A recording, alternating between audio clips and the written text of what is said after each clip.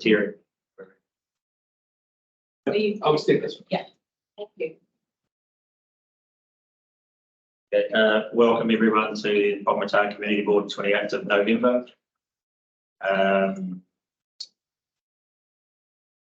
Firstly, obviously I'm filling in for Dave, who's unwell, and we all wish him the best and a speedy recovery, and be back in this chair in no time, hopefully. So bear with me, it's only the second time chair meeting. So apologies from obviously we've got Dave and Gary. Can be the mover of the second. Those in favour? Aye. Motion carried. So we've got the public forum. Got two speakers, Rob, Boston and Kevin Scott. Just reminding you, obviously it's 5 minutes each. Yeah, and when you're ready, Rob, can you go first? Sure. Rob Boston representing Whangamatā Rate Planners. The purpose of this discussion paper is to engage with the community board and council. Background, the engagement process is not functional. Over recent years, engagement has been lost in favour of consultation.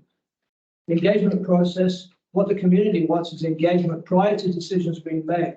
We want engagement and transparency and council retaining an open mind. We want to be heard. Community board, we're willing to work closely with the community board. For that to happen, the community board must be informed about what's going on within the community. The community needs to be able to ask questions and have information made available. Over recent years, the community board has lost its power and responsibilities. They're not informed, they cannot act in the community's interests, and they cannot answer basic questions. The public forum asking community board does not work. Council officers appear to be ignoring community board elected members. Ignoring the community board. Elected members don't always have answers. Recently, Goima indicated that council themselves don't have the answers, or if they do, they choose not to answer. There's a lack of transparency that leads to mistrust. When simple questions cannot be answered immediately, this leads to mistrust. Why is information being withheld months after decisions have been made? So the Goima process is the last resort. It's not our preferred way to obtain information that council makes, that council should make everything publicly available when we need clarification. And we ask the community board for that clarification. There are several issues that I'd just like to relate to regarding questions. The recent June restoration repair pushback as a result of Cyclone Lola around the island view to Otahu. We hear this project was a joint one with iwi, WRC and TCDC. We'd like to know how much was spent and who paid for what. What was the cost of the restoration work to the Whangamatā ratepayers? How much was contributed to affected householders along the strip of beach? We understand the resource consent was issued. We'd like to know with what name that resource is taken out in, what the cost was, and how the time frame went to obtain that consent in such a short amount of time. As the effect of the easterly wind that came up after that blown back sand off that restored area back onto nearby properties, infrastructure and services being monitored and recorded. Has the effect of the evacuation of sand mid-beach to push back onto the dune line being evaluated in terms of the effect on marine life? Arnhem View Reserve Car Park. This project's been going on for several months. It's still not completed. In the coming weeks, the town will be hosting and busy with beachgoers, kayakers, visitors to markets, freedom campers, and quite frankly, the whole area is a disgrace. Could you please provide a full summary of costs to date, consultants' reports, consultation with local community, design, contractual and subcontractors work to date with variations, and an estimated date of completion? Freedom camping area in the same place. The number of allocated spaces for freedom campers is set at 4. In recent weeks, there's 9 freedom campers parked there. The area between the freedom campers and the toilet was cordoned off. We presume that was to prevent freedom campers from taking the entire area. Have the cons been placed to prevent freedom campers from using the public areas? If so, where does council expect locals to park? When the new car park is completed, with the intention to increase the number of parking spaces to that area near the toilet? There are strong indications that we'll see a lot of high number of visitors during the summer months, and what steps are in place to monitor and enforce freedom camping violence. The intersection at Aiken Road, Martin Road, has been redesigned, the pedestrian arm has been removed, allegedly to avoid customers parking the corner business from reversing into it, which is fair and reasonable. I mean, it was pretty tight. However, without the pedestrian crossing, this created problems for pedestrians, particularly those living in Campbell Close. It's a busy road from Aiken Road down to the supermarket, and we believe that there should be a pedestrian crossing of some kind between either St John's or at the other side, probably near the Skateboard Park, to allow people to get across.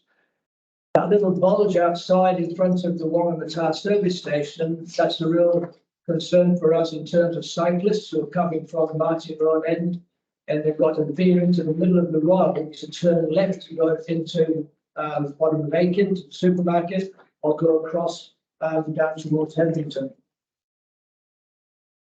Traffic seems to be coming along there much quicker. That might be maybe just because of the bulges, but we're not sure. But we do have a couple of questions. When was the project decided as a priority? And we've seen no records of it in the works program. Who had the authority to make the decision? For such a busy intersection, why was there no public consultation or engagement? And what was the total cost, and was it district funded? Finally, Christmas New Year period, we're concerned about the predicted high number of visitors over the Christmas New Year period, and the recent announcement that there's no planned activities for young people over the new year. What plans are in place to manage and ensure that the town remains safe and welcoming place for families, holiday makers and residents? Will police have sufficient staff to support and actively police liquor bans, traffic management and any unruly behaviour?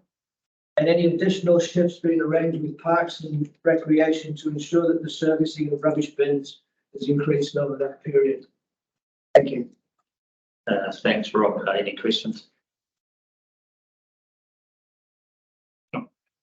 No, thank you. Gavin? Yeah, Dan, I'm just conscious there's people online. Can I come and just sit next to you? Is that okay? Yeah, what's no tape up here? Yeah, there's no tape set up, so yeah. Oh, okay. You don't mind it. Thanks for Dave invited me to come along. I'm chairman of the Surf Lifesaving Club, and Diana or Diety is our new club manager who started yesterday. Dave asked me to come along just to really introduce who we are in the town and make sure we're still connected with the community. So I'm going to quickly just go through sort of what we do, who we are, what we're up to, and hopefully there'll be some time for any questions from the community board. So I'll just launch into it. Is that okay? So thanks for having us as well. So what do we do? What does the Surf Club do? So as opposed to many of the other clubs around town, we tend to be largely focused on the service delivery that we provide rather than sort of entertainment for members, etc., etc. So that's what we do. Last year, we volunteer patrolled for 5,000 hours. That doesn't cover our weekday patrols during the peak. We did 80 rescues last year, and there were 3 tragedies that we attended, 1 in South Beach and 2 at Pottery. The club's made up of sort of 4 distinct elements. We've got our volunteer patrols that run from Labour weekend to Easter. We've got our paid patrol, which is funded by Waikato Regional Council, underfunded, but different topic. And that runs from sort of 11th December to mid-February. We run a junior surf program, which is made up of sort of nippers, cadets, rookies, and then they're all coached by lifeguards, and that runs from Sunday after Labour weekend and is every day during the peak. We get about 300 kids usually. And the last part of our sort of ecosystem is our search and rescue squad, which used to be our call-out squad. So about 8 locals are part of that squad, sort of, you know, they're older guards. You might know Andrew Hodgson, he's also part of the fire and response. But they're on 365, 24/7 call-out. So they get tasked by the police or Coast Guard, and they mainly do like recovery and inshore rescues, etc. So that's another part of the club that a lot of people aren't aware of. So that's what we do. How we fund it. So the Crown gives money to surf lifesaving clubs, but it only funds us for our core equipment, you know, the red tubes, boats, all that sort of stuff. It's about, and only about 70% of it. So it's baseline. So we rely on donations and grants and sponsorship. And, you know, that's an annual risk for us. You know, we're going year to year like many other volunteer organisations, but we've got some reserves and we've been managed well. We also do fundraising, and everyone's aware of the first of January collection that we do around town, which provides about 15% of our annual revenue, just that one day. So it's really important for us to do that.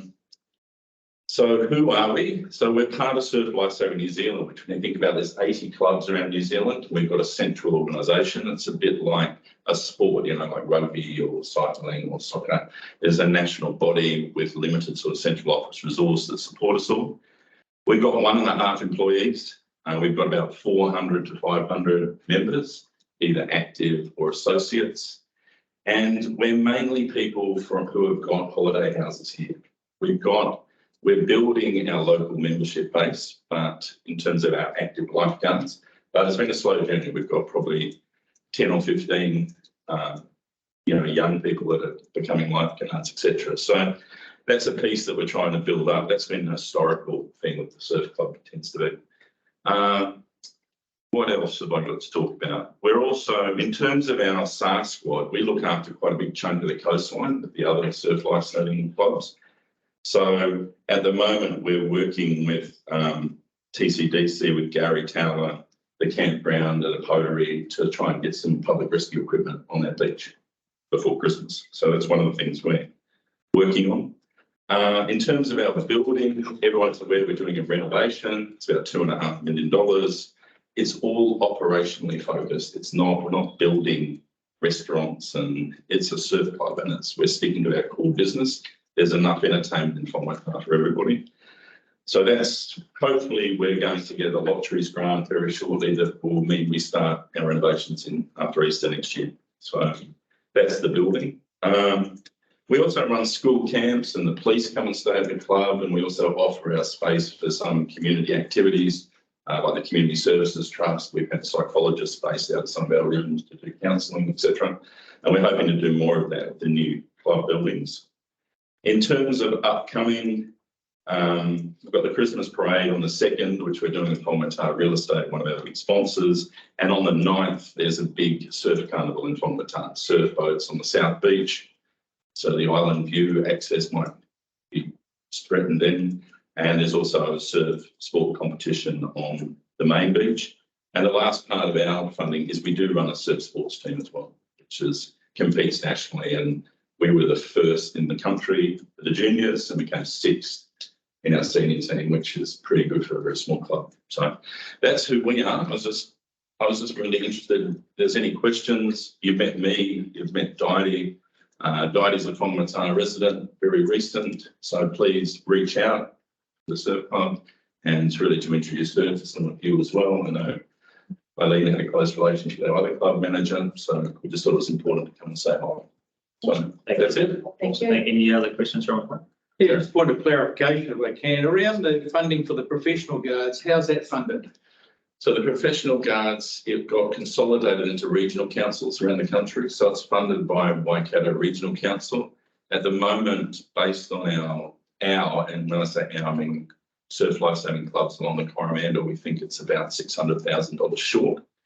It wasn't indexed for salary increases. You know, the minimum wage has gone up. We're in discussions with the regional council to increase that. They see it as a grant. They don't see it as their responsibility. So we're just going to keep pushing away at that and see what we can do. Like, for instance, this year, Harbour's not been patrolled because we can't afford it. Cathedral Cove's not been patrolled. We pay for South Beach Patrol ourselves out of our Shaking the Bucket money, supported by some local sponsors. So that's the funding position on that paid guard regime. So, and that's intense. That's 2,000 to 5,000 people a day on that beach, even more. So, yeah, it's a shame that we're working with the Eastern Region the way that there's an Eastern Region office, and they tend to engage with the regional councils, but the clubs on the Coromandel are going to start directly engaging as well. And it's not TCDC. TCDC has handed this over with emergency funding quite a while ago. So, anything else? Yeah. Sure. Earlier this year, your lease came up and there was one piece of land that did not get Or the variation. agreed. Yeah. How has that impacted you, if at all? I think the piece of land is where the toes and water shed is. I'm not sure. Yeah, but we're still working on some of the conditions on that lease. Yeah, with it pretty we're 95% there. Yeah, we just wanted to be clear about some of the extra land that we could build on it one day, or ask to build on it if we needed to. We're happy to give a license to toes and water sort of indefinitely. That's in community service, and it's just a historical tidy up when the boardwalk was built. So yeah, it's not a big deal, and we're sorting it out. Yeah. Awesome. Cool. Any other questions? So thank you for the opportunity. I hope that was helpful. Yeah, thank you. Thank you very much. Nice to meet you. And yeah, you guys do a great job. Thank you. Keep it up. Thank you. Yes. We're going to. Yeah, that's okay. Thank you very much. Chair, guys. And so the Whangamatā Community Board receives. Oh, We could have I'm sorry, anyone else? Any other public speaking? And so the Whangamatā Community Board receives Rob Boston and Gavin Scott's member mover and second. That's it. Yeah. Terry, all those in favour? Aye. Opposed? Carried. Item 1.4, so items not on the agenda. I'd like to have an update on put on Beverly Terrace. Under there or That would and action schedule maybe or For the chair, probably work work part. government.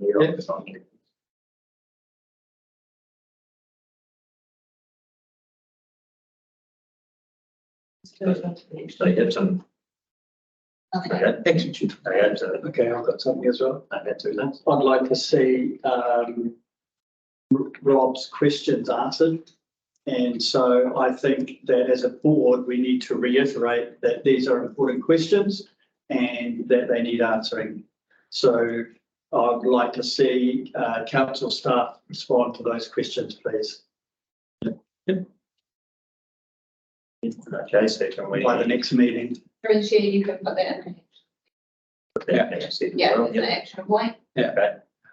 So do we need to move and second in this or no? No. No, just put it in there. We can just No. put, through the chair, we can just transfer it to the action. schedule. We can know that it's fine. Okay, so that's noted now. I'll move on to the next slide. Yeah. Okay, cool. Conflict of interest. You need to, please. Yeah, well, I'll declare a conflict of interest when we come to discuss the walkway that's in my area. I might be in discussion, but I won't be in the decision making. So Okay. Cool. And then we've got minutes for confirmation. Is there any amendments to correct in the last month? it's not from me. Nothing. Yes. Yeah. So keep moving the vote for the thing. On the thing. Terry, all those in favour? Aye. Aye. Carried. Item 2.1, comments out of the cycle pedestrian walkway project. So we got someone speaking to this, right? Vice chair. I can't say it. So Kathy, you online? Kia ora, can you hear me? Yep. Go for it. Oh, so the purpose of this report was to seek direction from the community board for the proposed walkway at the bottom of the Brenton Place stairs to the edge of the TCDC land parcel. So there was previously a question raised by the community board if a boardwalk could be constructed in this area. So the report that I'll take as read presented three options. The first was that a boardwalk was built. That option is not recommended as this hasn't been budgeted. The second option was to construct Gap 20 walkway, which was previously plan for that area. It became apparent that there was a need for further research around drainage to be done in that area. And for that reason and higher OPEX costs, that option is also not recommended.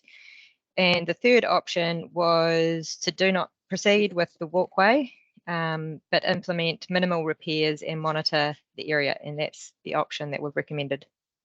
Any questions?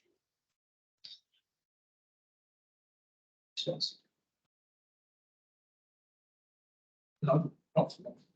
No questions? So I let talk to this or not? It's conflict. For chair, you should Thanks. removing your stuff. Yeah.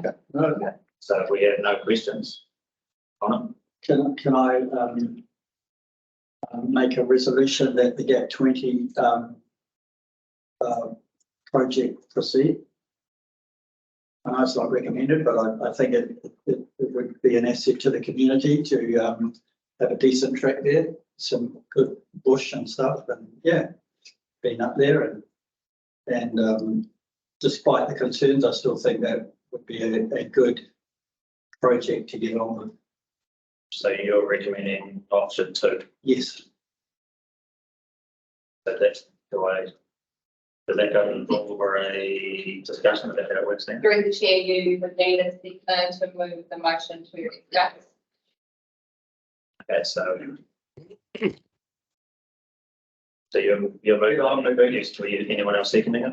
Anyone other?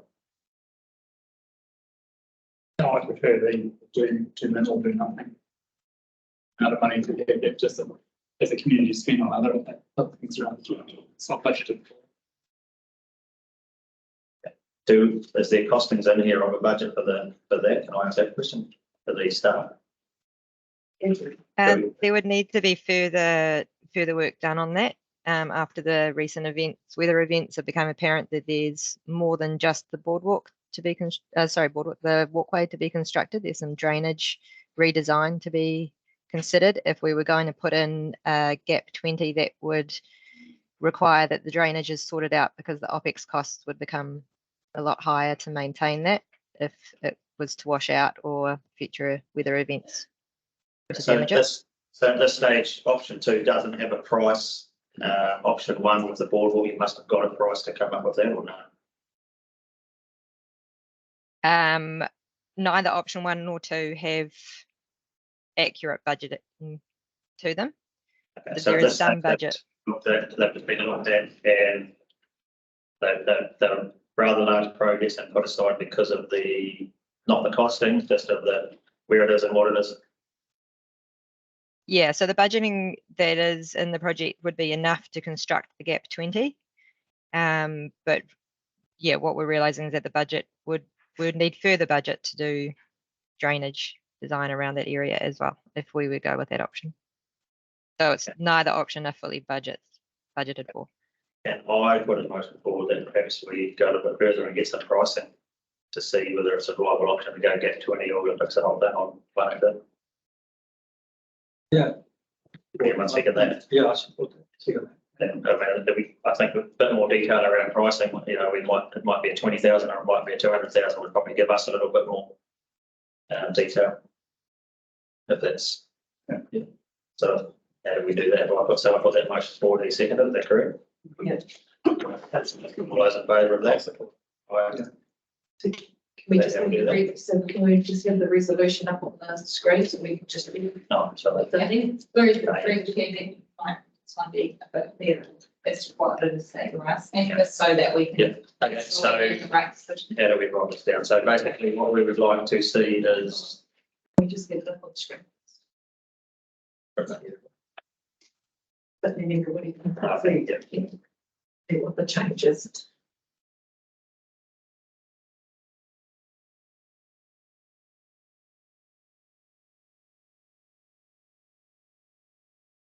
So are you requesting this means to do? I suppose we're requesting staff to give us an estimate budget on option 1 and 2, so that we could make more decision. And I think it's hard to make a financial decision on something if there's nothing in front of us.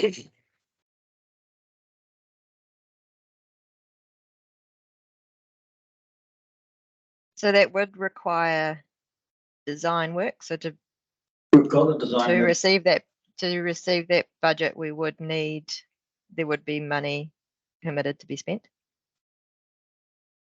No, I thought this was design work. Is that not what we've been handed? So the design that was previously done didn't take into account the drainage. So that's where we're looking for further design to be done. Through the chair, I mean, sorry, there's an inordinate amount of work that's been done already. These reports that it suggests some significant cost. It'd be good to have an understanding of what this project really is costing us. It's a whole rather than just piecemeal bits and pieces of reports coming on, because there's a lot of detail here. Yeah, that's sort of my point. Is I don't. And we're there's no budget. spending everything doing nothing. Bruce, you got your hand up as well there. Thank you. So through the chair, I just wanted to jump in and say, just support Kathy. We wanted to bring a report to you. We don't have all the answers, so comfortable with looking into it further and getting a better handle on the costs. Obviously, a lot of work, just to pick up on board members' comments, a lot of work has been done in the Urban Solutions report. That's a little while ago now, so that does need to be refreshed. I think the other thing is that obviously the weather patterns we saw earlier this year were fairly unprecedented, and so in light of those, that now means we need to do a bit more investigation around the drainage, as Kathy's mentioned. Things that possibly you would have thought you could get away with previously. Now we know that we need to actually provide a little bit more capacity drainage for a track in that area to make sure it stays viable. The other thing I'd mention is obviously what we're talking about. There's only a 70-metre section, which is council. The rest is dock. There are some challenges on the track, but again, happy with the resolution and understand that the board would like us to come back with a bit more detail, so at least you can kind of know where we're going. I suppose from our side, like I say, we didn't want to we wanted to get back to the board at least to give you a bit of a brief update and let you know that from our perspective, we haven't had a lot of pressure around this is a high needs area, and obviously there's a lot of things that a lot of people want in a lot of other areas as well. So I guess we're just trying to kind of balance out that time spent on things, but comfortable with the suggested change to the resolution, and totally understand that will give the board a bit more detail to make an informed decision moving forwards. Thank you. So sorry, just to add on what was said before, would you guys be comfortable with changing it to where it says request staff provide? Before that, could we request money already spent and the total of what could have to be spent? You know what I mean? Would you be more comfortable with that? I think we should have a whole picture of the budget and we would say the request staff provide total cost so far and estimate budget moving forward for option 1 and 2. Those in that context. Are you guys happy with that one? Yeah. Yeah. Yeah, Carl, Sorry, the other thing, just to jump in, the other thing we didn't mention, I can't remember if it's in the report, really was, and the revised resolution works as well, because I suppose from staff perspective, there's some benefit in letting things stabilise and settle off a little bit, because there has been a bit of movement in that area, obviously, and a bit of soil creep and slips around the area. So a bit of time for things to stabilise and kind of harden up and just see where things are actually going to end up is useful as well for any works that might be done going forward. So yeah, thank you. Yeah, cool. So at this stage, we're voting on request staff provide total cost to date and estimate budget for options 1 and 2. Have a mover on that? Yeah. Done. Okay. All those in favour? Yes. Right. Motion carried. Okay, so we're on to Whangamatā Community Board CAPEX work program. Oh, that's Bruce as well. I'm back.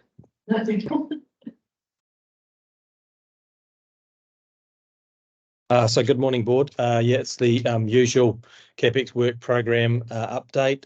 So yeah, there's a bit of detail in there. Happy to take any questions. Things are starting to move, obviously, with the reporting deadlines and the financial deadlines. You'll see the spend is only to the 30th of September. And we do have some forecast expenditure for the year, some comments as well, obviously up till the end of September, but there are There might be other information, might be bits of other information that we can pass on if you have specific questions regarding any of these. So I'm happy to take any questions and do my best to answer them. Yeah, I forgot my bag. the fitness equipment near Hetherington Road and that little reserve there, is that operating expenses or capital expenses, and what's an update on fixing or replacing some of that? So through the chair, I don't know all the detail on that. So was that regarding, if you could just expand a little bit further? So it's fitness equipment. Is it damaged or broken? It's the fitness trail that goes from follows Estuary along from Hetherington. The motorway. I think it's OPEX because the equipment's there, it just needs, and I guess we need to just check with the parks guys because they check that equipment all the time. Okay. If it needs repairs, it would be out of OPEX, is that right, Bruce? Yeah, it would be. That is correct through the chair. I guess my question is what is the issue? What's happened? Or some of the equipment doesn't work or it's broken. Oh, or, okay. yeah. Okay, yep, Eileen's right. There will be operational costs. So that's fine. I can work with Shabam, our Parks field rep, and get him to go and have a look out there if he's not already aware. He might already have something programmed, but what I'll do is I'll find out. I'll have a chat to him, and then I'll come back to Eileen with an update for the board. Thanks. I believe some of it has been replaced recently, so that might be in their program to keep moving along there, but we can get an update on that. Yes. Terry. Yeah, my question, if I can, through Bruce, is parks and reserve renewals. There was some work to be done around town with the furniture, and that was it through Men's Shed? Is that work being programmed, and is it It's on track? It's happening now. So you'll see outside our office here, the seats are gone, there's hazard tapes on them. So Men's Shed had been working with Shabab and have already started upgrading all those. They're going to go through the street, are they? Yeah, and they've just done Hunt Road, taken the stuff around Hunt Road with the signs with it for the islands. Big platforms, they're just starting on those. Sorry, Bruce, if you were going to answer. No, I greatly appreciate your help and knowledge there, Eileen. Any other questions on? It's going through this.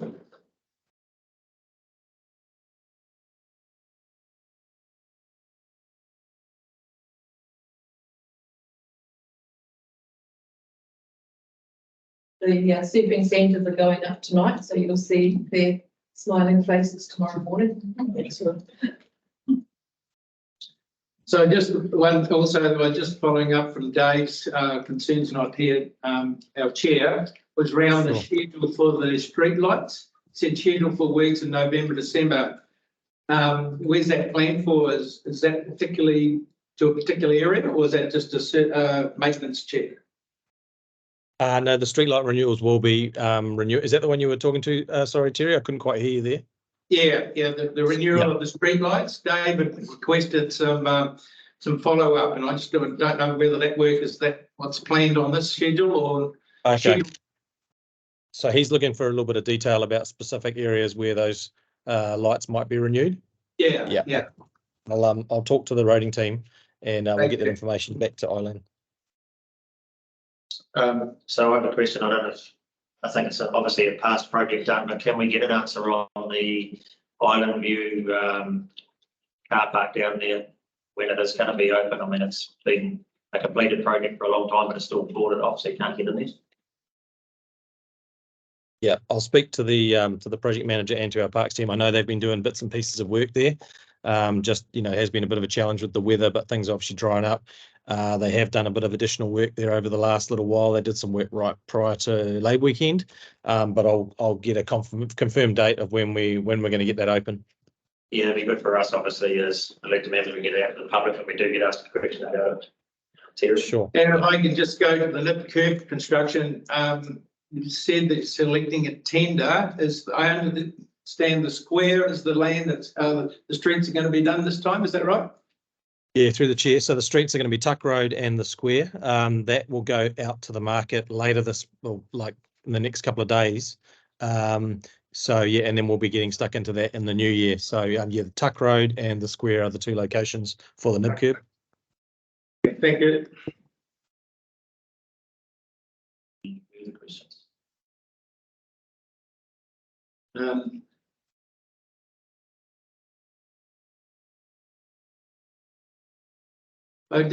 Bruce, I just wondered if you want to give the board a quick update on the stormwater improvements. Is there anything current that's come through? Through the chair, yeah, I don't have any detail on that one, Terry. That's with Mo and his team. But I understand that things are moving forwards. And like I say, they're wanting to get into a bit of construction in the new year. I think plans have probably changed and been modified as a part of that, working with the working group and yourself. So as I understand, everything's moving forwards pretty well in that space. But there is a bit of work to be done. Thank you. Any further? No. So we received the CAPEX work program 23-24 report dated 8th November. Can we have a movement? Second. All those in favour? Aye. Okay, item 3.1, meeting schedule for 2024.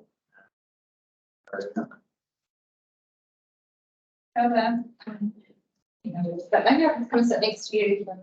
Yeah, everyone else has. Yeah, that's all right.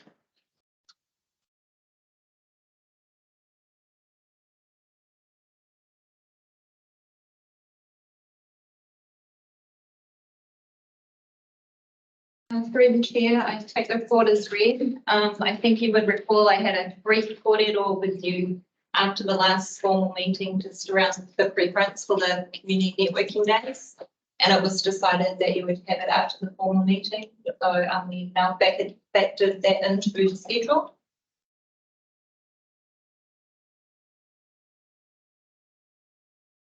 Any questions on it from anyone?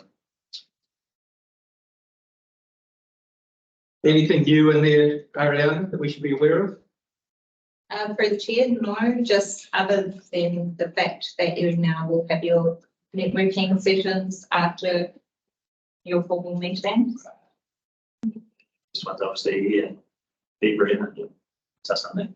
So Yes, and through the chair, if you wish to have a summer update type networking session or something like that. Yeah. You can do that as and when required. Can I just go to the LTP hearings? Are they in May, are they? Correct. Yeah. So you've got the two dates there, the 1st and the 2nd. And there's some at the end, is that right? At the end of May, are they in agreements? Through the chair, that would be the deliberations. Yeah. So we do the hearings first and then we would do the deliberations. So where are the From the hearings? submission Can we point. find it with the 30th of April. May. May. May 1 and 2 of the hearings, yeah, and then Yeah. deliberations at the end of May? Correct. Yeah, right, okay. That's good, yeah. Because I'm going to have some leave of absence in April, so. Yeah. You're around for those? Okay. Thank you. Further questions? You're everything. It's a busy agenda. Can we have a mover? Yeah. Second. Yeah, sure.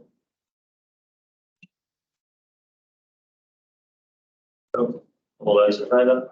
Aye. Oh, so just one question through the chair. Is this our fix for Whangamatā Community Board? So we can start putting in our calendar. Yeah, through the chair, we're just going to all the community boards first and Yeah. then we will be sending out some invites to Aye. you all. So, Okay. Yeah, maybe we'll share it when we're done. Yeah. All right. Thank you. thank you. Oh, good. Okay, so item 4.1 is discretionary funds, Whangamatā Theatre Society, Enterprise Whangamatā and Arts Collective. That's good. Eileen. So I'll take the report as read. Any questions? I support this through the chair. I support this application for Frank. Theatre group has really worked hard to put on some great shows and come up with some pretty big expenses and putting it on and running it through the hall.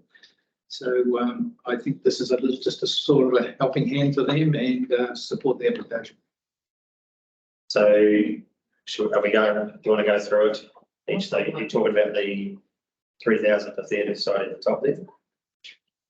Yeah, so I'll say, let's get back to that. I think we should do it that way. I think So everyone got that in front of them. Okay, and so we've obviously Terry's talked on that.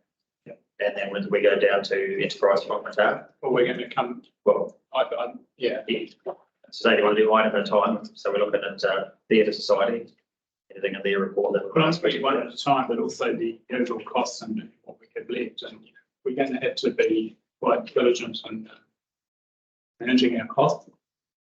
I totally support the theatre one, but you know, why can't we agree just to pay more as individuals when we go to it? I mean, it's another $5 per person to attend the show. Actually, rather than make a donation of $3,000.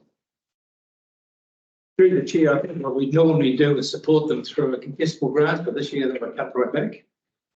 So can't give that kind of support to these local volunteer groups. They won't. I think they look really hard at the ticket pricing to make sure that they get. It's a hard question, yeah. Yeah. So it's a balance, I suppose, between two. So that's my take of the situation. But I think how much we got to fund, how much in the fund, Eileen? That's in your report, 18,200. They got 2,500 left over. Yeah. If you That's what you agree said, to all of all of those. these. Yeah. And if we agree with all of them, the next lot of funding comes, what, September or something next year or something? July. July. And do we know how much that is yet? Do we know how much that is in July? No, We're still going through that discussion. Like I said, I suppose we're going to make the decision whether we go through this line at a time and accept these to get to a total. Was that how you want to do it? That's how we should do it. Yeah, we can do it like that if it suits. It's easy to do it line by line. Yeah, okay, so we're on the theatre society for the 3,000. All those in favour of the 3,000? So that's protected that one. And then we go to enterprise Whangamatā. Welcome to town signage. We've got any questions on that one? Well, signage things, sorry. Sorry, yeah. Yeah, my signage thing is a concern because we had an issue when we put these signs up. We've got the aluminium signs built very, especially for this. They put the signs in front of the other sign they were supposed to cut out. So they cut the wrong signs out and they've got a sign behind another sign. I don't know if you can show it in those pictures and look how, but you'll see this, the bottom of the picture. Got a welcome to Whangamatā sign and there's a sign. You can't see it. It's actually behind. Oh, is that the right one? Is it might be the one out the other end coming in from the north? So there's a sign behind it that needs to come out. Aware of that? Yeah, it's got the lines on the bottom of it, yeah. So I don't know why they took the wrong sign out, but we're left with really need to have just the three signs across, not one behind the major sign with the aluminium.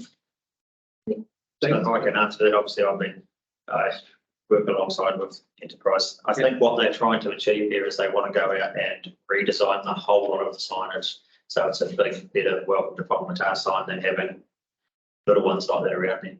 Is what I think they're trying to do. Okay. Because there's rules around the size of the sign you can do it. So Absolutely. I think that's what the process they want to go through is exactly that, find out what they can. Also, to be aware too, that it's actually on NZTA. I think they're aware of it. They've obviously been through it before when they did replace these ones and do that. I think that's why it might be the size of it and everything. Yeah, so we've got to decide whether we want to support. Right. I That's don't support that one. I think that it's a nice to have and we don't really need it. Yep. Need it. Enterprise it's paid for it. We've got 100 members, it's $7 each from the members of that. I think it's a good initiative. So they're looking to find out how all about it, not actually put a sign up, they're just going through the motions of figuring out what they can put there and all the rest of it. So I I think, believe so by reading the report. I think that's, they could come along to council and work with them on through EZTA and work them on actually what they need, and then maybe come back and. I agree, there should be something they perhaps come with a bit more homework done, and then maybe they might have the cost and stuff onto what it is. Yeah, so we're agreeing to leave that one out. Yeah. Yep. Okay. Then we look into the food one down to assistant costs, judges with engaging consultants, planners, preparation of the resource consent application and resource. And that's obviously for the workers' accommodation project that they've been working on. I think that's a very important matter that affects the town, and there is a lack of suitable suitable accommodation for workers in this town because there's a lack of rental accommodation. So any project that will provide additional accommodation, I think should be supported by the board. And so I would support that perspective. I think I could just say on that too, like obviously if you can look on the internet now and everywhere in all the shops, they're all looking for workers' accommodation this time of the year, which we do every year. So I agree. I think it's a thing we all stood up and said we needed when we got voted in. So Yeah, I totally support the initiative. I was just wondering, the money that's been asked for, what are we actually giving it for? I mean, what are we getting? so I believe It's this consultant plan and there's no consultant plan to the list. I believe what they're going to go and do is obviously to get a planner to start the project. You got to pay for that. You know, Yeah, but the supporting information to the traffic management plan, I mean, that $500 to get a traffic management plan through ETA is not. that won't do. So these just sort of made up numbers to come to the 9,000 or how much has been asked for? 9,000.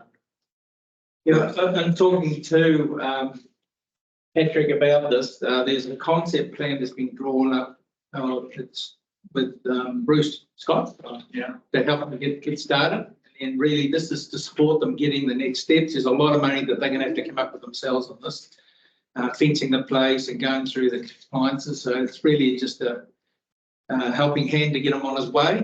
They've taken on this project, which I think is a really. So who is the enterprise? Yeah, so Enterprise Whangamatā, as far as we're at this stage, have already seeked advice from council staff on what the process would be. And the council staff have advised them to go to an external planner and start the process, which will obviously start from May. And they're aware that they will need things like a traffic assessment.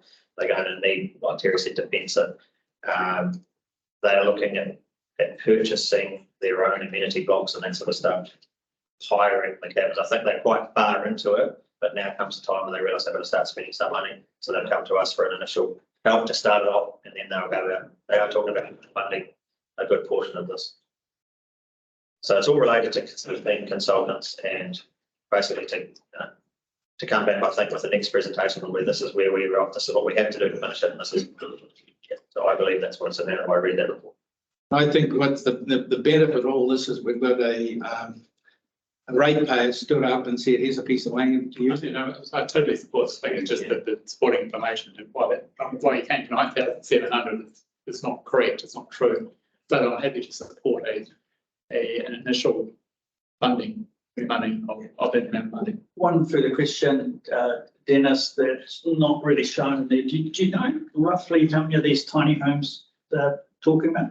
10 is what, so like I say, I've seen the plan as well, and they've had drawn up by an architect, and there's I think it's a 15-metre amenity block through the middle, which has your kitchen at one end with your cooking facilities, your shower and toilet facilities, and that's quite a big thing. And then 10 scattered around, 10 around the outside of the car park next to them. It's quite a neat layout. And that still doesn't take the whole section either. There's still So that's 20 people. there's room for more, yeah. And the concept that they've talked with us about is it's run through the business association. So if you're a local business owner looking for a staff accommodation, the local business owner goes and signs up that, not the staff member. So the staff member ups and leaves you down to the business owner is the one who signed up for it. So I think it's quite a good concept what they've come up with. Yeah. Cool. So now so we're back to deciding whether we are going to fund them. I move we fund them. the 9,700. Yes. Yeah, so can we have a second on that one? I'll second that. Two, cool, so with that one. And we've got another one from Enterprise Whangamatā to assist with accounting costs, which I believe is something we've done over the past few years for a few local volunteer groups. So we've got to decide whether we're going to do that again. Or we've got two there, so we can talk about them both. I suppose they're both asking for the same thing. Before we do that, is it perhaps Eileen might be able to assist? How many other groups will be wanting accounting costs? Do we know? Do we know how many have had in the past? We don't. So at this stage, I suppose those are the two. I mean, if it's a person, does that mean they should get preference? At this stage, I think they're the only ones that have applied for it. I don't know. Right, so it is on the first basis, or, you know, for the board to decide if the funds are available, but yeah, this is just a relief package for those parts of the organisation that have struggled to manage, that they can keep those areas of accountancy under control, and they supply a report so the treasurer doesn't have to spend the time and effort doing it. But yeah, so it's whatever people apply for. So, we originally did it when we asked for that money back in a couple of years ago, was around a pub support package. So we had 5 groups that really were struggling, and obviously this is what we've got today. So yeah, I can't tell you more else.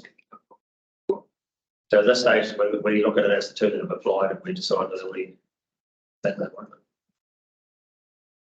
There is. Well, again, I support these are volunteer groups working hard to make sure that they provide services to town, and if we can support them in a way that is small enough to keep them going, I think that's what we should be considering as our contribution to maintaining these groups. Otherwise, if we don't have them, we lose that facility. So we look at it like that. If we were to go for those two, someone do a quick tally up of what would be left, because we're keeping the 1,400. You'll have 4,000. If you round both of those groups the full Yep. 725, your discretionary balance will be 4,120. So So through the chair again, can I then move on to the next paragraph after that, which talks about 12,000 needed for the dump station? And where does that come from? yes, that's the question. So if even if we're left with 4,000, we don't have enough to that. Yeah, Yeah, well, the pump station is something that's a bit of a red herring, because we've got this 100% funding from New Zealand, from the TIF budget. The pump station, we've never done this before, is a bit of a newbie for us. Never actually paid for a consent for a TIF funded project. But we've got retained earnings that we can, you know, draw on if we need to for this particular project. Retained earnings sits outside the contestable grants. There's a different area, and this TIF funding thing is not within the contestable grants. It sits outside there as a government support, normally 50%, but the funded this 100%. So it's more of a retained earnings issue as opposed to a contestable grants issue. So just so I can understand this clearly, that 12,000 is going straight to council for a consent fee. Money go around, really. but that's what was brought up a couple of meetings ago, and we questioned the same thing. We 100% funding for the toilets and for the dump station does not include consenting. It includes everything else, but not that. So they've now come up and said that the community is just. So if we say, all right, well, let's use that money to pay the council, the council should give it back somewhere, shouldn't it? I mean, it's just leaves off. I mean, I don't. Dean's got his hand up. He may be able to clarify whether we're still able to do that. Good morning, board. Just through the chair, just to add a bit of context around this discussion, there is another report 4.2 that has a bit of an updated paragraph on the TIF funding. And what that says is currently as the team is looking at the consenting requirements, they're still investigating whether a building consent and a resource consent is needed. So we still don't know that yet.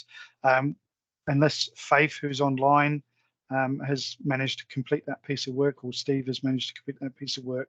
We're still finding out. The other thing to note is that Councillor Walker made the point about retained earnings. Just be aware that the use of retained earnings would be subject to council approval as well. And so, you know, you just need to be aware of that when you're considering your retained earnings. So would something like the consenting be something that retained earnings could be used for, or is that not? Certainly the consenting, along with everything else, is something that the retained earnings could be used for. The point that is trying to be highlighted in the later report is that council has currently been considering what's appropriate for the use of retained earnings and what's not. Now they haven't concluded their work around that yet, so there's no sort of outcome. I'm just flagging that it's topical, so there may be views on what's appropriate and what's not. Okay, because I think from our side, I don't think we would feel comfortable doing discretionary funds to fund consent. I think that's something that is for what it's written for here. But at the same token, if that was the case and you guys decided that we couldn't use retained earnings for a consent, what would happen? Would the project still go ahead? If we had no retained earnings or we couldn't use it? Well, then there would be a shortfall in the overall project costs that would need to be met somewhere else. So So do we have to wait for your decision to the council's decision on whether we can use retained earnings for it? And if you say we can't, the project would come to shortfall and you have to use retained earnings. Yes, ultimately that would be a council decision. And yes, you would have to wait. I think, I don't know whether Faith has got an update on whether they have completed checking the planning requirements as to whether building consent and resource consent would be needed.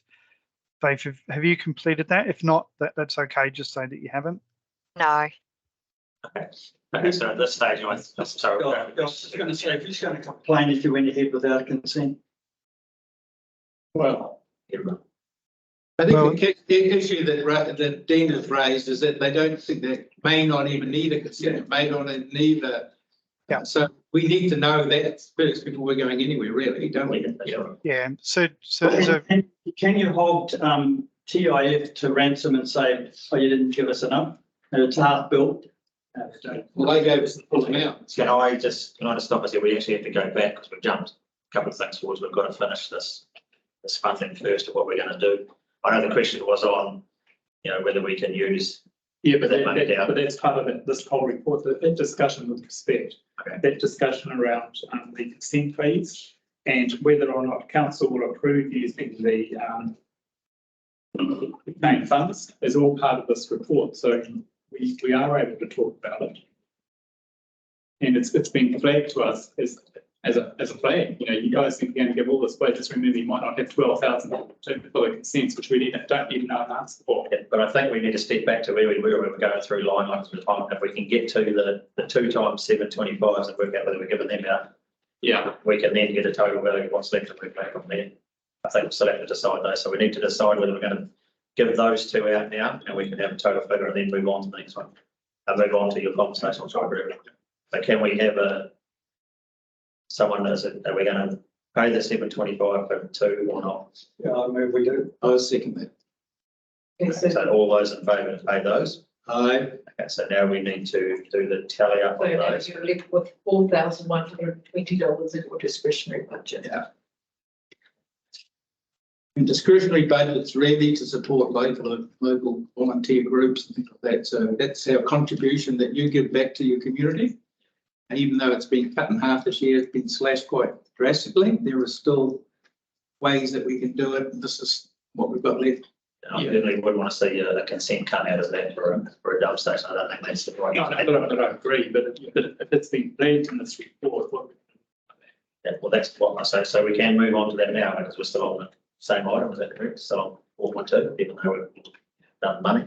Okay, so now we can ask those questions. So I think where we got to, Dean, was we can't really make a decision on that until you guys come back and say whether firstly we need a consent, and secondly, whether we have to pay for it. Would that be correct? Yeah. So that really, I suppose, worst case scenario, if we had to pay for the consent, we would have to make sure there's enough in our retained earnings budget sitting there when this time comes around. Yeah, through the chair, the TIF fund is really, really clear with everyone across the country, all applicants, that it won't pay for resource consent fees and building consent fees. So that's quite consistent. We knew that when we apply. And yeah, we do need to complete that assessment as to whether resource consents or building consents are required. They may or may not be. And if they are, of course, we're a regulatory authority, so we'll always comply with legislation. And then we'll come back to you with whatever those consenting costs might be and what the options are for that, which would include the use of retained earnings. But we just wanted to flag that the council approval would be required as well.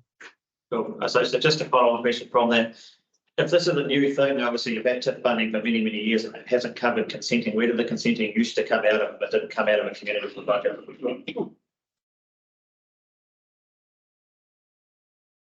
Through the chair, I haven't been around for other TIF funds. Eileen might be able to answer that, but I would assume that the boards have looked at their discretionary. Yeah, just unsure about that. Eileen, do you have that knowledge? I was going to say Bruce will probably know because he's dealt with it. Funding applications for Portugal.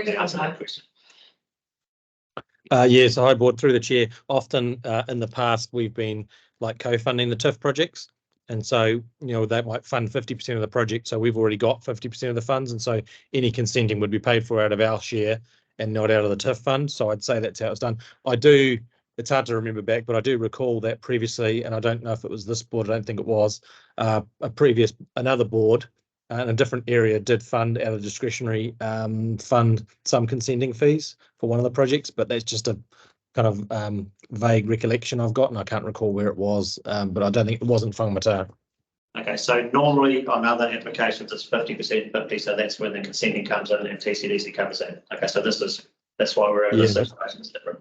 Okay. Yeah, and we've been obviously kind of in some ways, victims of our own success, and then we've had 100% funding for these. So, so it is a challenge, and not to kind of jump ahead. I guess actually maybe I should stop talking and we'll talk about that when we get to 5.1 about that actual report around the tourism infrastructure funding. But yeah, happy to discuss that further.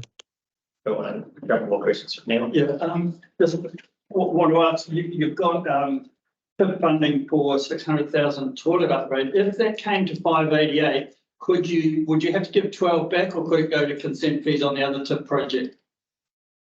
My understanding is, that as Dean mentioned before, the TIF funding is not for any consenting costs, and so you'd probably end up handing it back.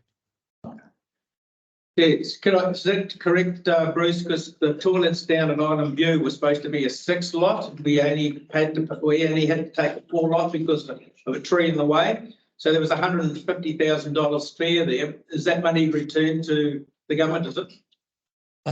Through the chair, I can't recall all the details, Terry. I do remember some of those discussions, and we'll probably have to go away and come back to you. Sorry on that one. I just can't recall exactly where we got to. It's likely it would have gone back. And again, sometimes there's some flexibility with MBIE, but around these things, but generally not that much flexibility. So yeah, but I can't recall all the details. Apologies.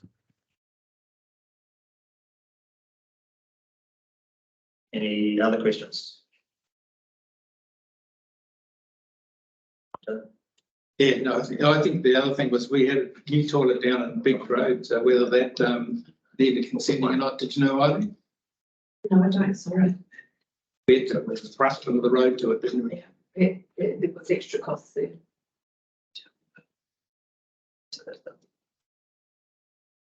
So that finishes 4.1. We're happy. Does it line? Sorry. We've already discussed the funding. 4.1 is discretionary funding. Yeah, but it's still part of the whole report. What are we doing? 12,000. line says, the bottom line of that second first paragraph says that the community board could be asked to fund these fees from the discretionary fund. Yeah, so that's what I think we just clarified there until they can come back to us and say that they've done a report that says we do have to consent those projects or we don't. That was my question then. If we don't have the money there, then we have to go to retained earnings because that's what he clarified on it. The retained earnings that were being forecast without final was 84,000. There'll be money there. And I think we would agree here that we were never going to, we wouldn't have agreed to pay consenting costs out of the discretionary fund anyway, because I don't think that's the right thing for us to pay that. If they want to put in the report, we wouldn't have. We would have to agree to pay that at the government, and we haven't agreed. But I hope we don't get to the situation where we can't go ahead with the dump station. And that was why I clarified that. I said if we don't have the money, then what happens to it then? And that's the answer I got. Do you want that re-answered? Yeah. Yeah. Is that all right, Dean? If you could just clarify that again.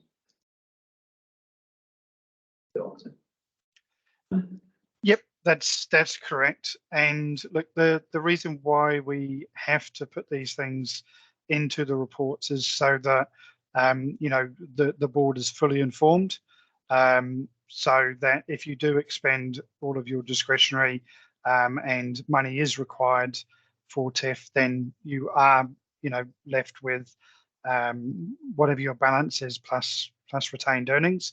That would be your only options for the year. So that would, that's why we put it in there, just to flag to you, so that you can consider that in your decision making. So I think obviously it's about us money managing what money we have left there in the right way.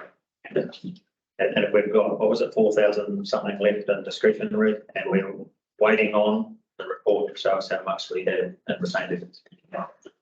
So we're happy to move on from 4.1 because we've already allocated the funds. Through the chair, the mover and seconder were done individually. So we've done that, yep. Okay, so we're moving on to 4.2, which is retained earnings funding request from Whangamatā Information Centre. So this report has been read. The suggested resolution number 2 will have to change because you no longer have $20,000 in your discretionary fund. But we can get to that when you make it. Struggling to find actually. Page 70.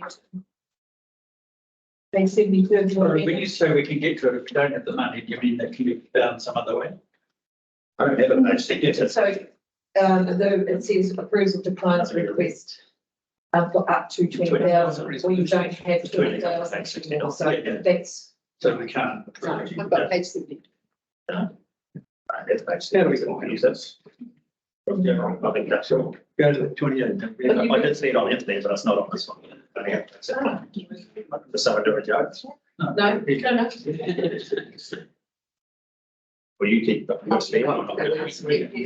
That's all right. I have it on my computer. We can share. So the patient must be sitting on the. So we can share. Yeah, we can share. Oh, you can get sure? Oh, yeah.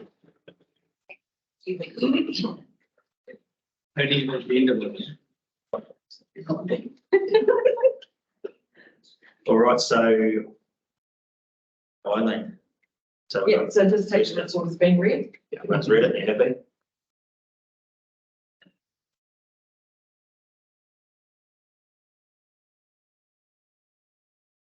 Any questions? Yeah, I'm just getting to, just give us a second, please. Okay, thank you.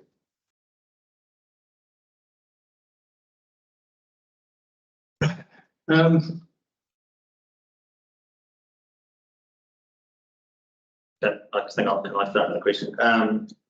Looking through the book, so the information centre itself doesn't pay a peppercorn or rates. Is that normal for other information centres, or was that just here, or was that everywhere? Kirsten will be able to.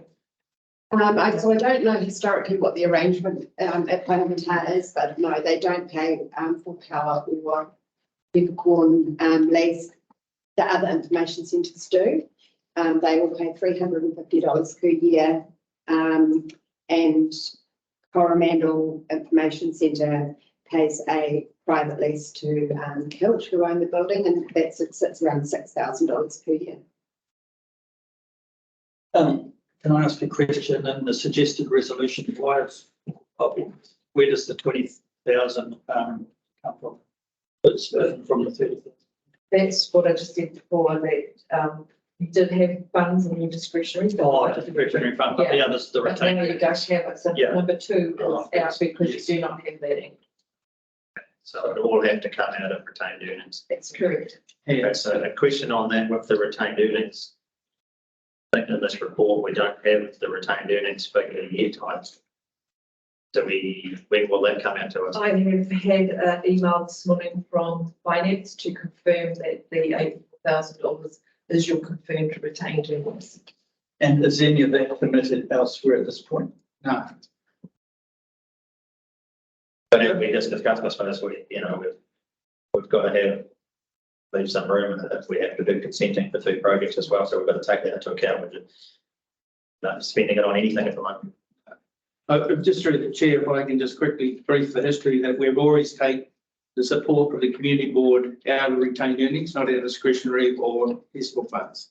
So it's always come from retained earnings. So that community, you mean information centre? Information centre, yeah. So we've done this going back to the days before or after Enterprise Whangamatā ran it, and then K Baker ran it and ran out of money and came to us. We've been through this through the last 5 years of support.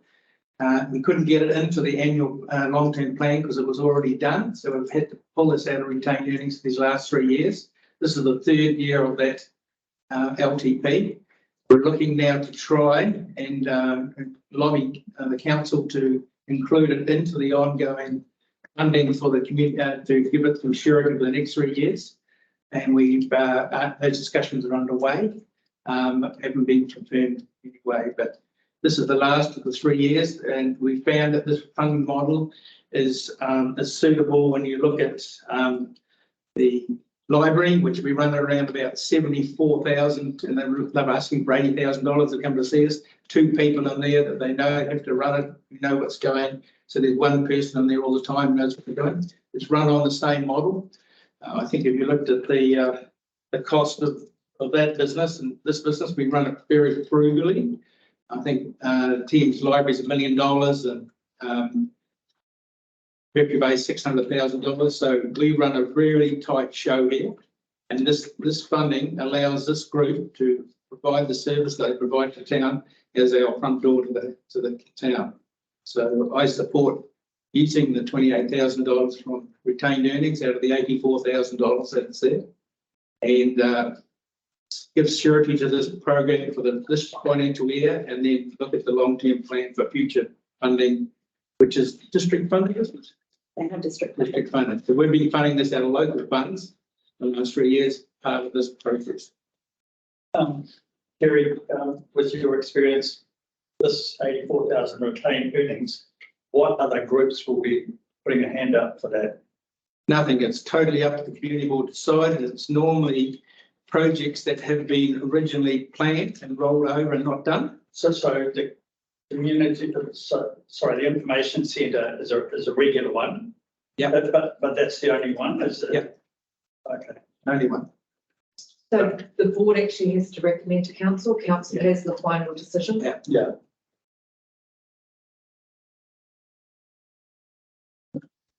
But I think as we just discussed now, if we do projects like the toilets and that, and if they go over budget, does that mean they come out of our retained earnings? We've never had that approach before. But is that something that could happen on one? Could happen, yes. And then if they come to us with consenting for 2, we could be, was his estimate 12,000 for each consent or 12,000 for both the toilets and? No, that's just, No, just for that. just That upstation. Oh, that doesn't mean it's already there. So worst case scenario, we could have a 12,000 coming next year. So we need to make the decision. So any other questions on the information centre As well as any overspends on any of the other budgets for the year. or anyone else that comes? So what would those projects be? What would those projects be? And It will be in all the budgets. so they're not operational. And Is it? my understanding is that any overspends in any of the budgets would be operational or CAPEX, retained earnings will have to fund those under those overspends. So for example, the car park, if they're overspent, then we have to find the money. That will come out of retained earnings. And I think you really got to understand this. This is important, but Eileen's saying that the retained earnings is there. Project blow over, there's a fund there to try and help pay out. But if you look at this year, we've taken all our projects out of the budget. There's very little in there that actually has been done. We reduced the project list to put it into roading, which was roading is district to try and support that. We took a hit on our contestable and discretionary funds as well. So they've done the wash up this year and there's money available there. And but we have to be mindful when we're using that money to use wisely. And that's why we're trying to get this project over the line and then look at it to move it out of that so we don't have to look to retain earnings to support it. So that's the project we're looking for the next long-term plan. So in recent years, what would the magnitude of the retained earnings look like? What was it here before? The year before, I think there was close to 200 or 300,000 in towards retained earnings. And you remember this year the council took half. It's the reason we've got less to play with. That's right. Have ever had. So I suppose one other question on your answer, what I think 52,000 is funded to it now. Is that on target? Is that on par with the other information centres, or is this more or less, or and the others be funded? Well, the others used to get a lot more in their eyesights, and they've moved out of that because the tourism changed in their business. Our business has stayed similar because the non-resident ratepayers, which are 90% of our business, and 10% international ratepayers, international visitors, use our facility in that respect. So they didn't have a decline in their customer base as Whangamatā and Thames. When we went through this, I think the report came back from Kirsten that the information centres were working pretty well, except Thames had a what was it called? So Thames doesn't have an information centre. They've currently got an information kiosk based at the mall, and the community board are wanting to reinstate a information centre there. Where they put it in the same place it was. We will go out for expressions of interest next year. The report hasn't been to council yet. So they were reversing to go back to an information centre where people are in there meeting people and telling what's going on, from a digital display that hasn't worked at all back into a people meeting people display. And I think your question, Dennis, Where are we on the funding? So Thames, Whitianga and Whangamatā have get the same amount of funding. Tairua Kawanui is about 40,000 per annum. I think Tairua and 30 for Kawanui, and Coromandel, off the top of my head, sits at around 40,000.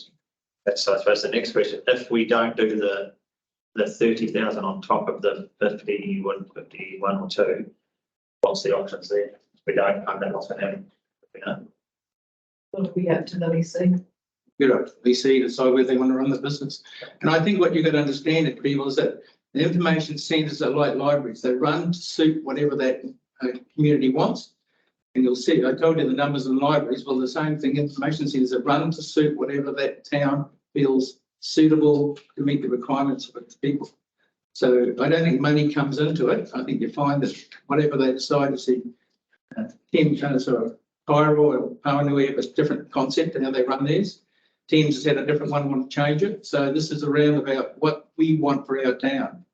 And if we think it's the right thing to do, we should do it. If we don't, we won't.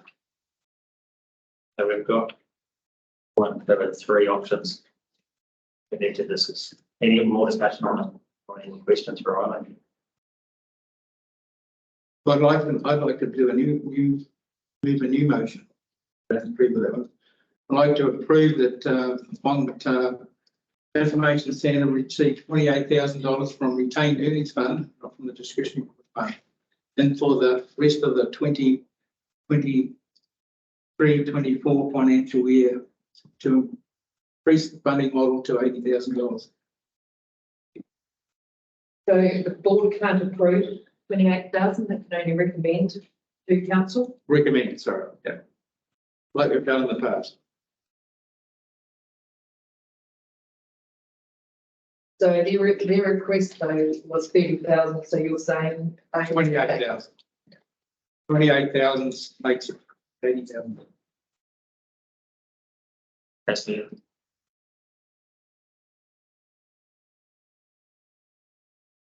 So can we have that resolution up? Thanks, Kelly.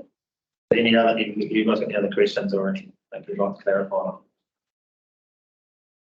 I don't.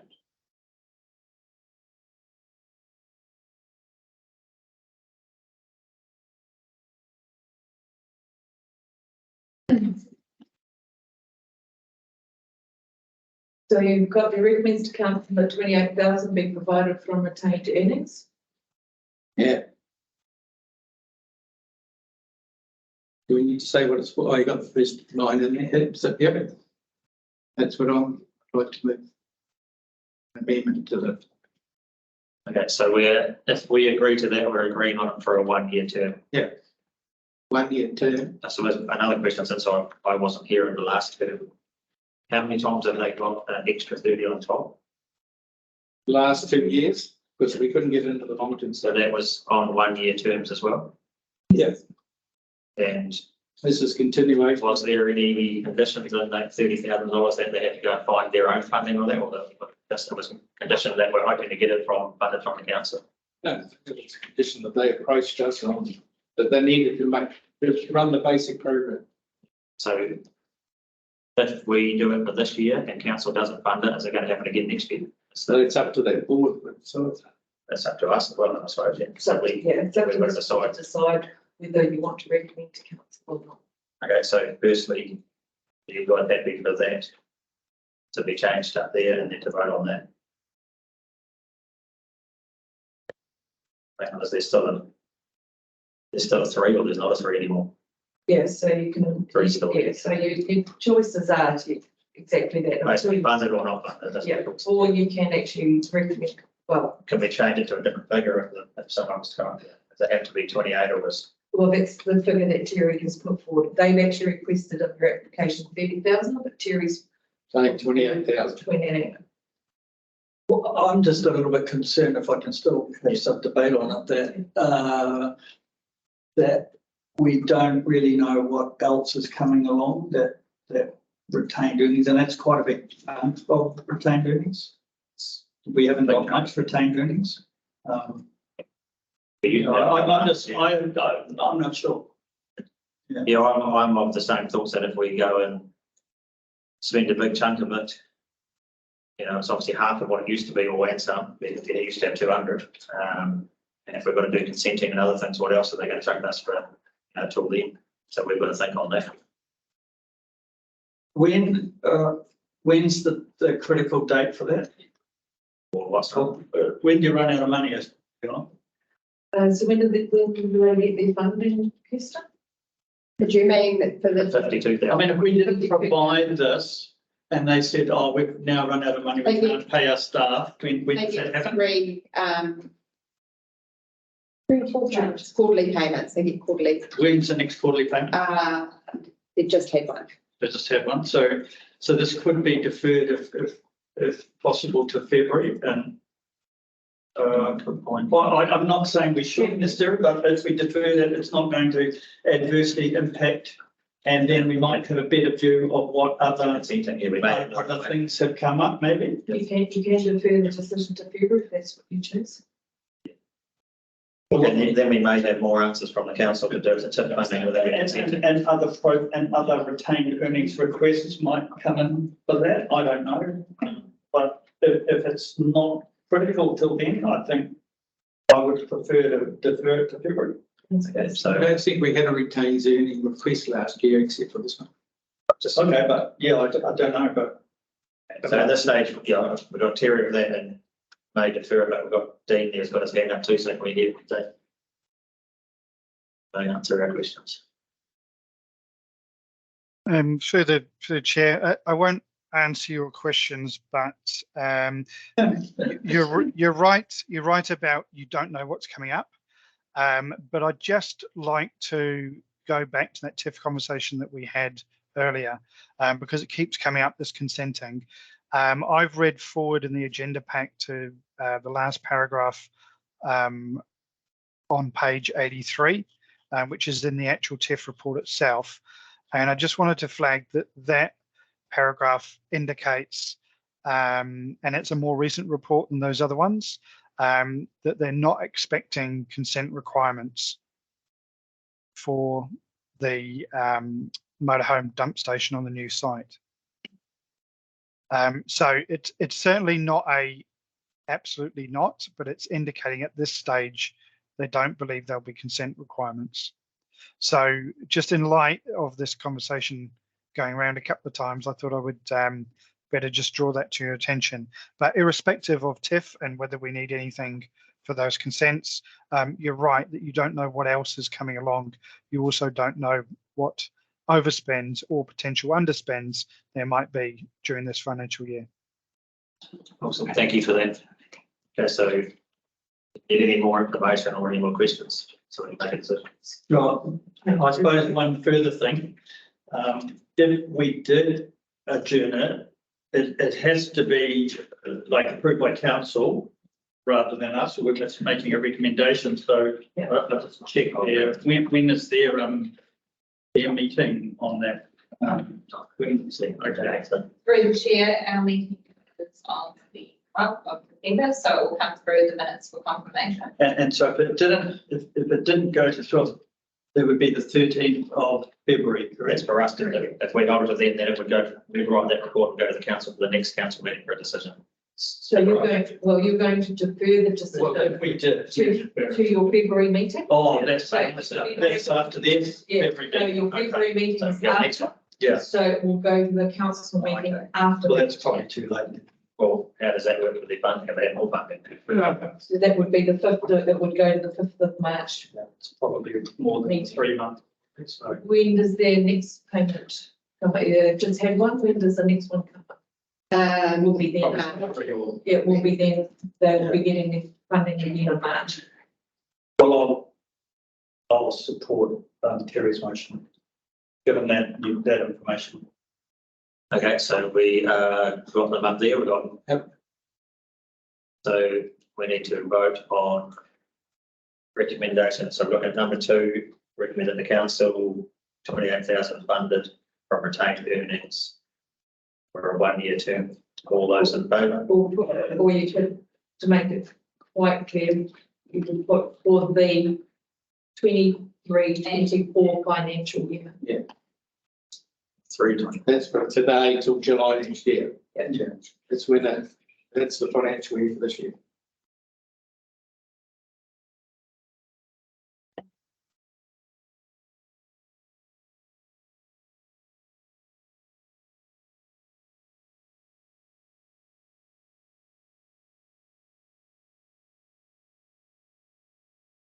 So, yeah, so we've got 2 resolutions, 2 parts now, receives the funding request. Number 2 recommends to council. Councillor, going Yeah, it should be just to the 30th of June, that's in financial year 2020. Council. To fund this rate.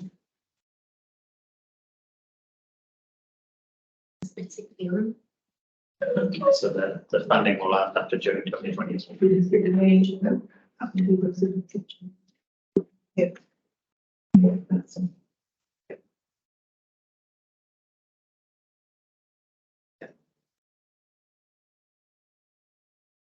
Do we still want it subject to funds being available? If funds have been confirmed. You're happy with that? Yeah.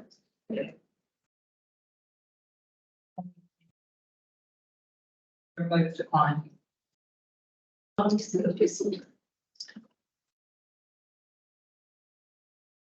Okay, so we can all see that one up there now. So the whole resolution up to you. Okay, this one's process. So this is number 1. Number 1 is. Number 1, so, okay, so we need a mover and a seconder move to receive the request. We've done that. And then Okay. number 2. Okay, so we're happy, is everyone happy with the way number 3 approved? 3 will become 2. 3 comes to you. They recommend council approves funding to the Whangamatā information centre of up to 28,000 Whangamatā Community Board area of retained earnings. There's a very right, for the 23-24 financial year. Yeah, I think that's it. Clear to be.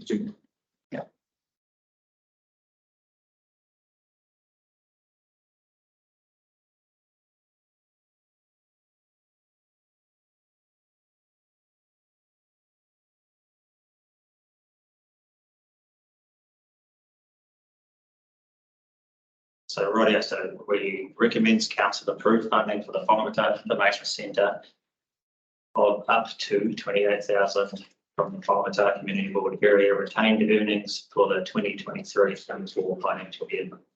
All those in favour? Aye. Against? Done that. Apparently. I don't. No, there's no mover and second. Go back to- Through the chair, we thought it was, councillor Walker, board chair, Peter. Thank you. for that. And you're against. Right, so we've done that one. Now we get to item 5.1 tourism infrastructure funding for the dump station. We've got Babe online. Bruce. Okay.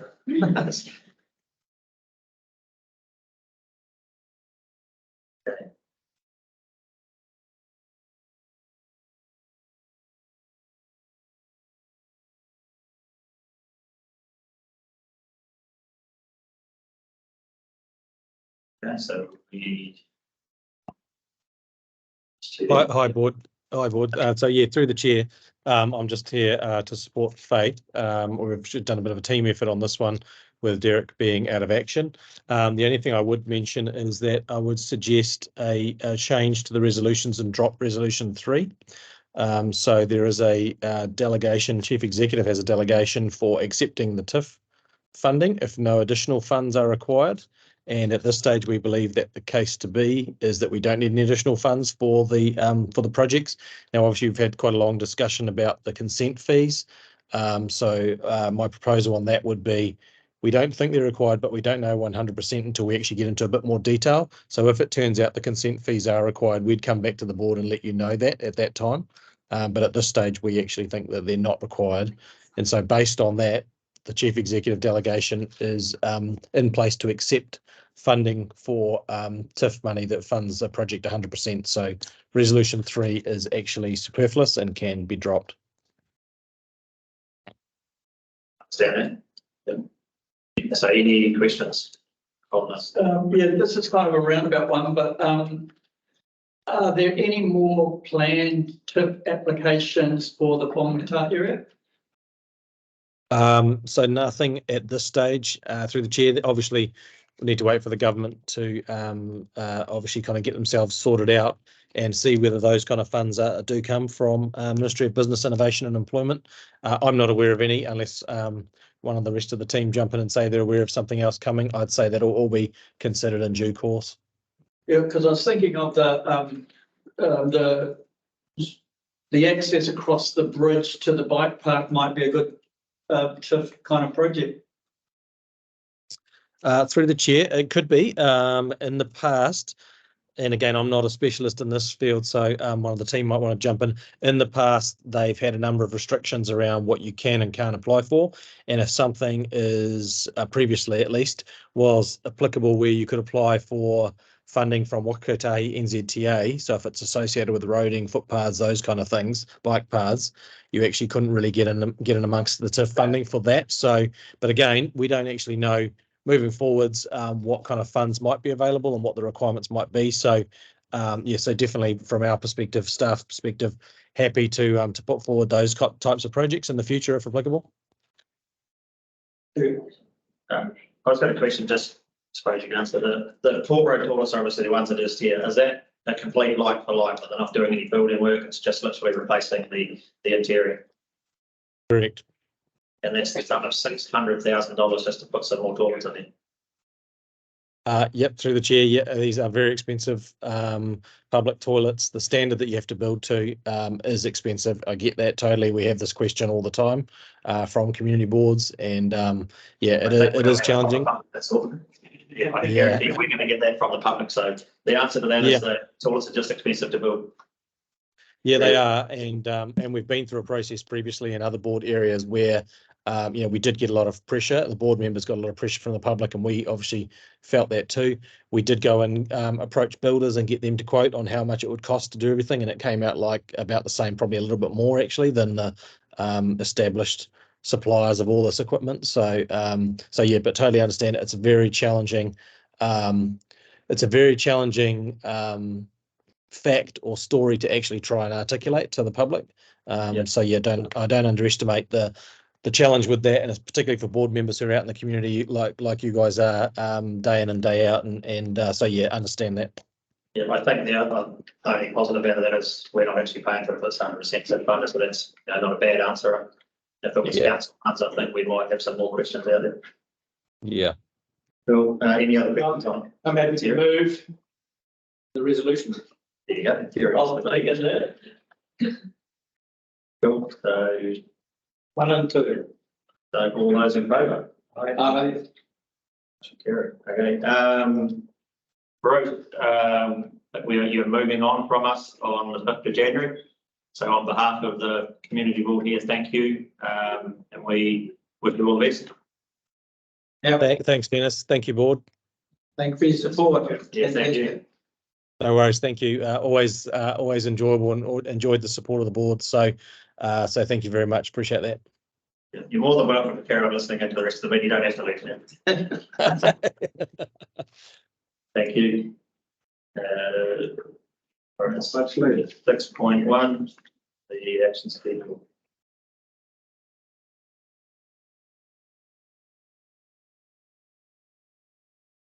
Questions?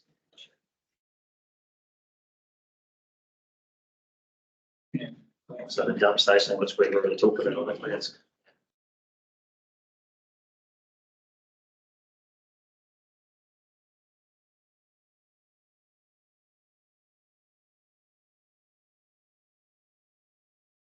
On those ones.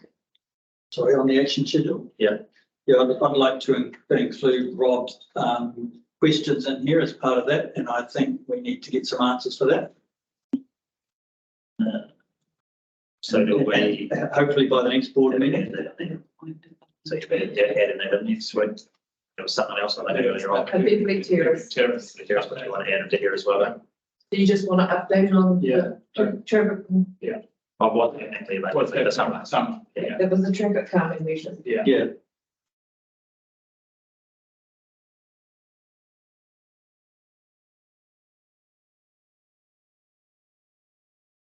Questions or anything on that? Well, if not around that, just some clarification, I suppose, was around a question raised around the work that was done at Aiken Road and Martin Road intersection, the traffic calming there. Which is in that too, yeah.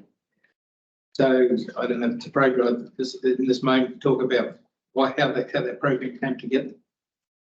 The electrical place, J.R. Russell was having people backing out through the centre of that island, smashing that sign over time.